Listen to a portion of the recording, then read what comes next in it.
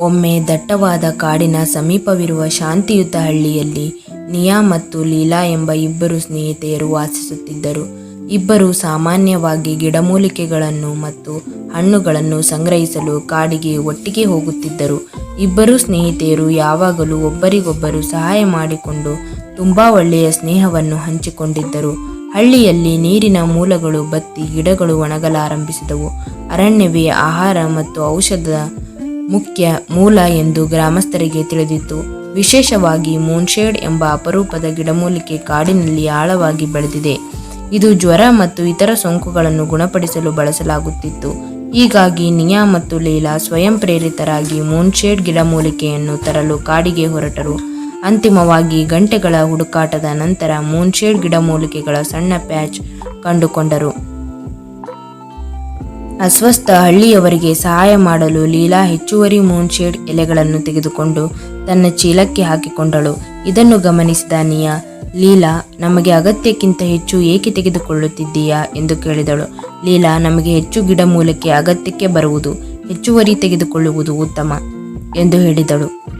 ಕಾಡಿನಿಂದ ಹಿಂದಿರುಗುವಾಗ ದಾರಿಯಲ್ಲಿ ಒಬ್ಬ ಮುದುಕಿಯೊಬ್ಬಳು ಜ್ವರದಿಂದ ಬಳಲುತ್ತಿದ್ದಳು.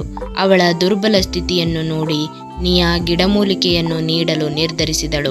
ಆದರೆ ಲೀಲಾ ಅವಳನ್ನು ತಡೆದು, ನಾವು ಅವಳಿಗೆ ಈ ಗಿಡಮೂಲಿಕೆಗಳನ್ನು ಕೊಟ್ಟರೆ ಹಳ್ಳಿಯವರಿಗೆ ಸಾಕಾಗುವುದಿಲ್ಲ. ಈ ಅಜ್ಜಿ ಬದುಕುಳಿಯದೇ ಇರಬಹುದು. ನಿಯಾ ತುಂಬಾ ಯೋಚಿಸಿದಳು. ಆಯ್ಕೆಯು ಕಷ್ಟಕರವಾಗಿತ್ತು. ಇಬ್ಬರಿಗೂ ಗಿಡಮೂಲಿಕೆಗಳು ಬೇಕಾಗಿದ್ದವು. ಆದರೆ ಮುದುಕಿ ಅಲ್ಲಿಯೇ ಇದ್ದಳು, ತನ್ನ ಜೀವಕ್ಕಾಗಿ ಹೋರಾಡುತ್ತಿದ್ದಳು. ಒಂದು ಕ್ಷಣದ ನಂತರ ಅವಳು ಮನಸ್ಸು ಮಾಡಿದಳು ಮತ್ತು ಮುದುಕಿಯ ಸಹಾಯಕ್ಕಾಗಿ ಗಿಡಮೂಲಿಕೆಗಳನ್ನು ಬಳಸಲು ನಿರ್ಧರಿಸಿದಳು. ಲೀಲಾ ಬೇಡ ಎಂದು ಹೇಳಿದಳು, ಆದರೆ ನಿಯಾ ಶಾಂತವಾಗಿ ಉತ್ತರಿಸಿದಳು, ತಕ್ಷಣದ ಅಗತ್ಯವಿರುವವರಿಗೆ ಸಹಾಯ ಮಾಡುವುದು ಸರಿಯಾದ ಕೆಲಸ ಎಂದು ನಾನು ನಂಬುತ್ತೇನೆ. ನಾವು ಗಟ್ಟಿಯಾಗಿ ನೋಡಿದರೆ ಮೂನ್ಶೇಡ್ ಇನ್ನೊಂದು ತೇಪೆಯನ್ನು ನಾವು ಕಾಣಬಹುದು. ವೃದ್ಧೆಗೆ ಸಹಾಯ ಮಾಡಿದ ನಂತರ ಅವರು ಹುಡುಕಾಟವನ್ನು ಮುಂದುವರಿಸಿದರು ಮತ್ತು ಗಮನಾರ್ಹವಾಗಿ ರಾತ್ರಿಯ ಮೊದಲು ಮೂನ್ಶೇಡ್ ಮತ್ತೊಂದು ಸಣ್ಣ ಪ್ಯಾಚ್ ಅನ್ನು ಕಂಡುಕೊಂಡರು.